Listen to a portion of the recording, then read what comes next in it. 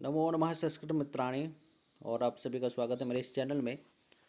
आज हम पढ़ेंगे वेदों का रचनाकाल एवं ऋग्वेदीय संवाद सूक्त जो होंगे वो संवाद सूक्त तो हमारे तो चल ही रहे हैं, संवाद सूक्त नहीं सूक्त पढ़ेंगे हम। सूक्त तो चल रहे हैं लेकिन उनको भी हम और तेज़ी से आगे करेंगे। उनका दूसरा पार्ट जो आने वाला है। तो ये देख लीजिए यहाँ पे कि वेदों का रचनाकाल निर्धारण वैदिक वाङ्मय की एक जटिल समस्या है। विभिन्न विद्वानों ने भाषा रचना शैली धर्म एवं दर्शन भूगर्भ शास्त्र ज्योतिष उत्खनन में प्राप्त सामग्री अभिलेख आदि के आधार पर वेदों का रचनाकाल निर्धारित करने का प्रयास किया है। ठीक है, ये ज़्यादा वो नहीं है, इम्पोर्टेंट नहीं है। हाँ, यहाँ पे ये है, यहाँ पे ये देखो, यहाँ पे ये क्या माना है इन्होंने, अपौरुषेयत्व का कथन किया है। भारतीय षड दर्शन पूर्व मीमांसा, उत्तर मीमांसा, सांख्य, योग, न्याय, वैशेषिक एवं वेद भाष्यकारों ने वेद के अपौरुषेयत्व का कथन किया है। पूर्व मीमांसा वेद को नित्य एवं अनुत्पन्न मानती है, नित्य मानती है। ठीक है, पूर्व मीमांसा वेदों को नित्य एवं अनुत्पन्न मानती है। और पाश्चात्य विद्वान भारतीय परंपरागत जो वेद के अपौरुषेयत्व सिद्धांत को स्वीकार नहीं करते। ये क्या करते हैं कि वेद को अपौरुषेयत्व जो है उसको स्वीकार नहीं करते हैं। ठीक है, ये क्या है, मानव कृत हैं, अपौरुषेय नहीं। कौन मानते हैं? पाश्चात्य विद्वान मानते हैं। ठीक है, और भारतीय क्या मानते हैं? इसको अपौरुषेयत्व मानते हैं। ठीक है, ये पुरुषों द्वारा नहीं लिखे गए हैं, ये देव प्राप्त हैं, ये देवों द्वारा प्राप्त। आगे देखिए कि प्रोफेसर मैक्स मूलर का मत। प्रोफेसर मैक्स मूलर ने सन 1859 ईस्वी में स्वरचित ग्रंथ a history of ancient Sanskrit literature में वेदों के काल निर्णय का सर्वप्रथम प्रयास किया। इन्होंने सर्वप्रथम प्रयास किया है। ठीक है, और किस में कहा तो a history of ancient Sanskrit literature में वेदों के काल निर्णय का सर्वप्रथम प्रयास किया है। मैक्स मूलर के अनुसार सर्वप्राचीन ऋग्वेद की रचना 1200 ईस्वी पूर्व विक्रम पूर्व में हुई होगी। ठीक है, देखो यहाँ पे, देखो ये क्या है, इसको देखो यहाँ पे ध्यान से, क्या है पढ़ो। मैक्स मूलर के अनुसार सर्वप्राचीन ऋग्वेद की रचना 1200 ईसा पूर्व विक्रम यानी कि विक्रम पूर्व में हुई होगी, क्योंकि विक्रम से लगभग 500 वर्ष पूर्व उदित हुआ बौद्ध धर्म वैदिक वाङ्मय की सत्या को स्वीकार करता है। किसको स्वीकार करता है? बौद्ध धर्म वैदिक वाङ्मय को स्वीकार करता है। 500 ईस्वी पूर्व में हुआ ना बौद्ध धर्म का। ठीक है जी। प्रोफेसर मैक्स मूलर ने समग्र वैदिक काल को 4 भागों में बांटा है। किसने? मैक्स मूलर ने। ये बहुत प्रमुख है ये। एक, छंद काल, मंत्र काल, ब्राह्मण काल, सूत्र काल। इसमें प्रत्येक युग की विचारधारा के उदय तथा ग्रंथ रचना के लिए उन्होंने 200 वर्षों का काल माना है। अब इन्होंने सूत्र काल, ब्राह्मण काल, मंत्र काल और छंद काल को 4 भागों में बांटा है।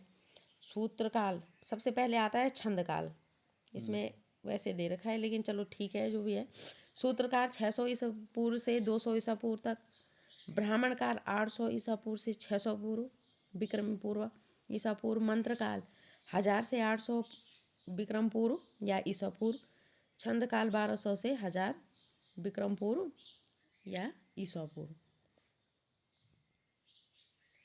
सन 1890 ईस्वी में प्रकाशित फिजिकल रिलीजियन बौद्धिक धर्म नामक अपनी पुस्तक में प्रोफेसर मैक्स मूलर ने अपनी भूल स्वीकार करते हुए लिखा है कि इस भूतल पर कोई भी ऐसी शक्ति नहीं है जो कभी यह निश्चय कर सके कि वैदिक मंत्रों की रचना 1000 या 1500 या 2000 या 3000 विक्रम पूर्व में की गई है। ठीक है, ये प्रमुख प्रश्न बन सकता है कि किस में हो सकता है? प्रकाशित 1890 ईस्वी में प्रकाशित जो उनका भौतिक धर्म है। ठीक है, इसमें उन्होंने कहा है कि कोई भी मतलब स्वीकार नहीं कर सकता वैदिक वाङ्मय की रचना कब हुई। ठीक है, इन्होंने अपना ही वक्तव्य का क्या कर दिया, खंडन कर दिया यहाँ पे। ठीक है ना, अपने ही क्या कर दिया, वक्तव्य वक्तव्य का का खंडन खंडन कर कर दिया दिया। यहाँ पे उन्होंने। आगे देखिए, नेक्स्ट देखिए। परंतु हम भारतीयों का दुर्भाग्य है कि वेदों के काल निर्णय के विषय में मैक्स मूलर के 1200 विक्रम पूर्व को ही हम सनातन सत्य मानते आ रहे हैं। परीक्षाओं में भी यह प्रश्न प्रमुखता से पूछा जा रहा है, जबकि इस मत के प्रणेता मैक्स मूलर ने स्वयं इसे अपनी भूल मानते हुए इस मत का खंडन कर चुके हैं। खंडन कर चुके हैं, हाँ, ठीक है। अब प्रोफेसर वेबर का मत है, इन्होंने क्या कहा है। जर्मन विद्वान प्रोफेसर ए वेबर ने कहा है, वेदों का समय निश्चित नहीं किया जा सकता, वे उस तिथि के बने हुए हैं जहाँ तक पहुँचने के लिए हमारे पास उपयुक्त साधन नहीं है। हाँ, हमारे पास उपयुक्त साधन है नहीं है, अभी भी नहीं है कि हम उनका निश्चित जो समय है उसको निकाल सके, ठीक है। एक वर्त तुक्का, ये जो आप ये अभी देख रहे हैं, ये तुक्का मार रखा है इन्होंने, कि एक बार बता दिया कि इतना इतना हो सकता है, ठीक है। अब यदि हम सृष्टि की उत्पत्ति बोलेंगे, सृष्टि की उत्पत्ति कब हुई है, तो सृष्टि की उत्पत्ति का अभी निश्चित समय तो किसी के पास है नहीं है, ठीक है। कई पीढ़ियां गुजर चुकी हैं, मतलब फिर अलग भी अलग विद्वान अपने अपने अनुसार मतलब अनुमान आप लगा के हाँ, अनुमान लगाया है, बस ये है कि हाँ हो सकता है इतने में।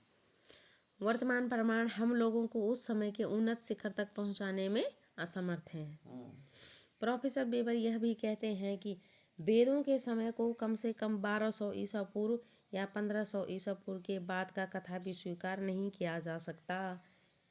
अर्थात ये तो 1200 ईस्वी पूर्व या फिर 1500 ईस्वी पूर्व तक मान सकते हैं, उसके बाद का उसका आप वेद स्वीकार तो नहीं कर सकते हैं। स्वीकार नहीं कर इनका जो प्रमुख कथन है वो 1500 ईस्वी पूर्व है इनका, ठीक है, वेबर महोदय का। और सकते। इनकी जो पुस्तक है उसको याद रखिएगा। प्रोफेसर वेबर ने अपनी पुस्तक हिस्ट्री ऑफ इंडियन लिटरेचर यहाँ तक लिख दिया है कि any such of attempt of define the release any quite is absolutely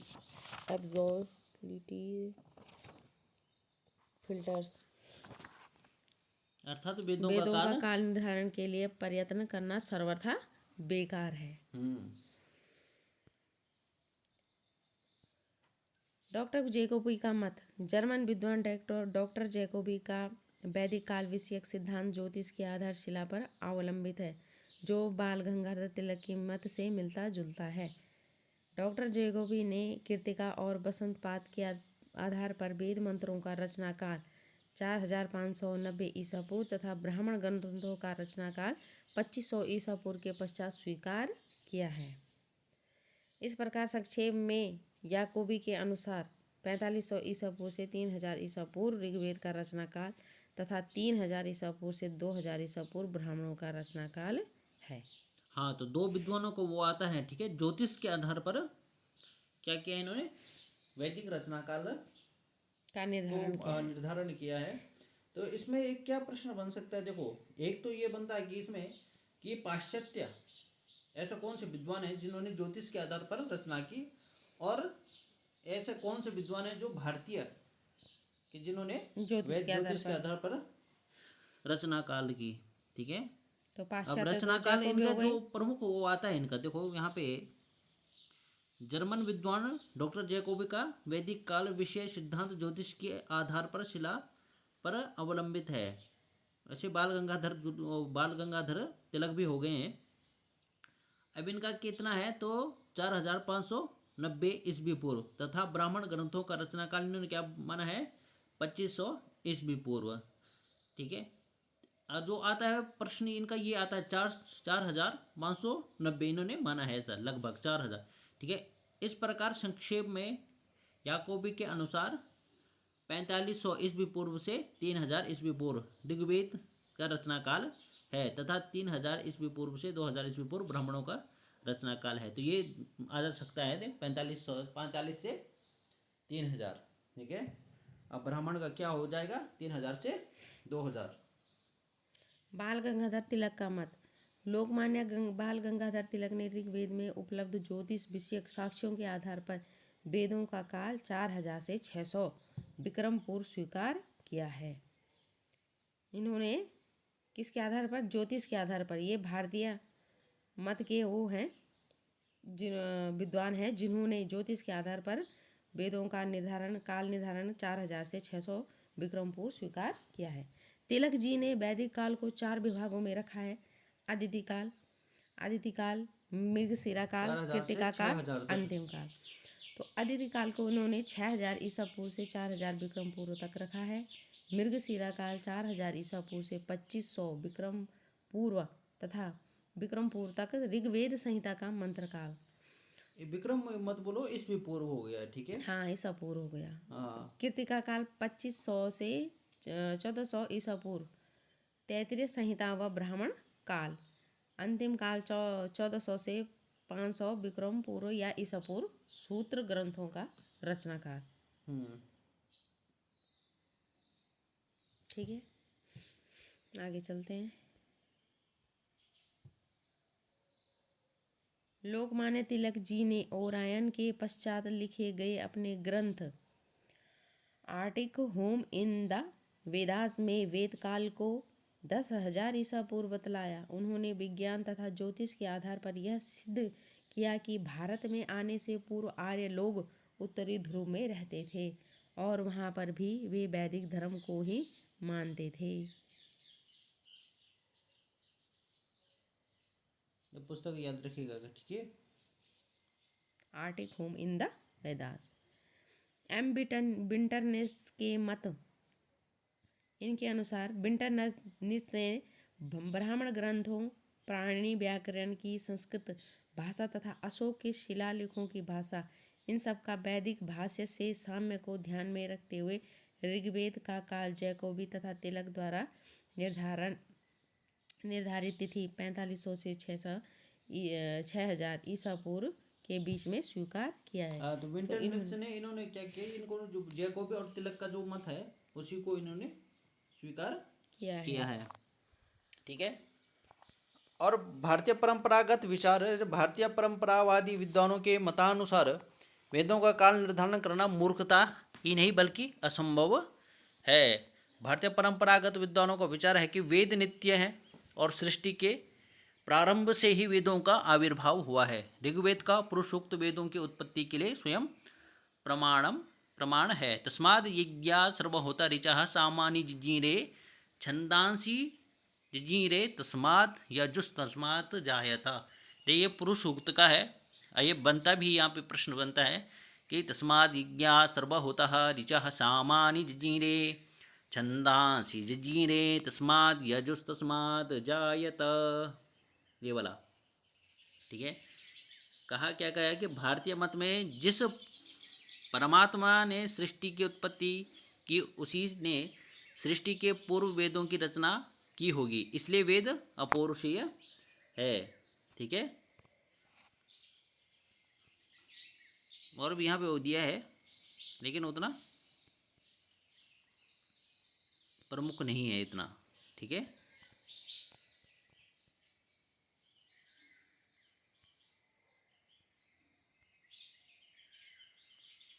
भगवान बादरायण व्यास ने भी ब्रह्मसूत्रस्थ विप्रतिषेधाश्च के द्वारा इस मत को सूचित किया है। भगवान जैमिनी ने पूर्वमीमांसा दर्शन में नित्यस्तु स्यात् दर्शनस्य परार्थत्वात् इत्यादि 6 सूत्रों द्वारा अनित्यवादी पक्षों के तर्कों का खंडन करते हुए वेदों का नित्यत्व प्रतिपादित करते हैं। उत्तर मीमांसा में महर्षि बादरायण व्यास जी ने शास्त्रोनित्यात् इस सूत्र के द्वारा वेदों का उद्गम परब्रह्म से ही हुआ है, इस सिद्धांत को स्थापित किया है। नैयायिकों का मानना है कि सृष्टि के आदि में ईश्वर की निश्वास वायु से वेदों की उत्पत्ति हुई है। इस प्रकार भारतीय परंपरावादी विद्वानों वेदों के नित्य स्वीकार करते हुए अपौरुषीय मानते हैं, ठीक है। उसके बाद संवाद सूक्त हैं। संवाद सूक्त उतने प्रमुख अब इतना नहीं है हमारे पास, ठीक है।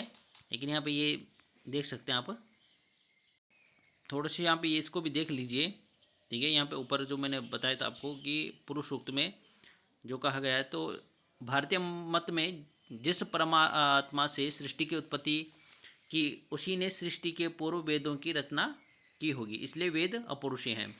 भारतीय परंपरावादी विद्वानों का कहना है कि सृष्टिकर्ता विधाता ने सृष्टि उत्पत्ति के पूर्व जिस विचारधारा की सर्वप्रथम कल्पना अपनी बुद्धि में कि वही आमनाय या वेद है। वेद का ही कथन है, तस्मात् दृचो पातक्षण यजुस्तस्माद् पाकयन् सामानि यस्य लोमानि अथर्वांगिरसो मुखम।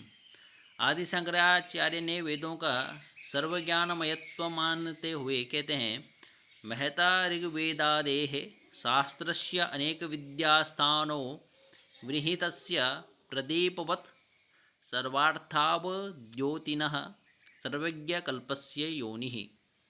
ठीक है।